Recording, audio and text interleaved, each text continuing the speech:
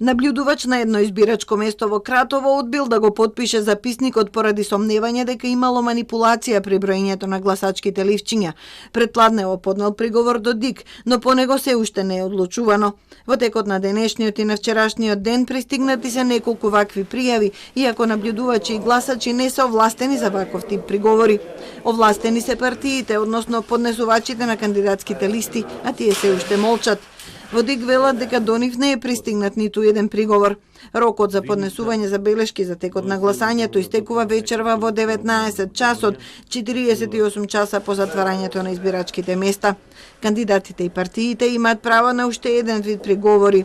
За сите забелешки поврзани со броењето гласачки ливчиња, сумирањето и утврдувањето резултати, забелешките може да се поднесуваат 48 часа по објавувањето на првичните резултати.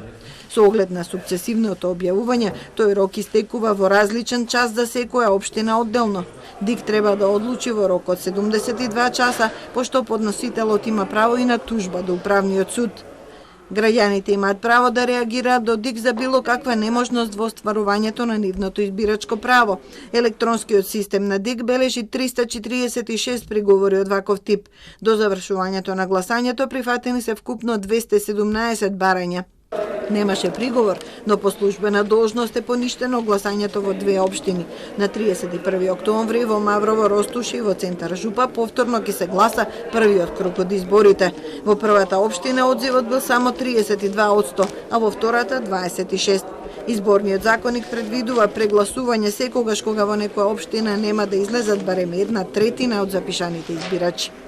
Кога ќе заврши жалбената постапка по сите три вида приговори, ДИК ќе ги соопшти конечните резултати и ќе прецизира во колку општини ќе се организира втор круг за избор на градоначалници и евентуално дали некаде ќе има прегласување поради утврдени неправилности и можност да се влијае врз резултатот.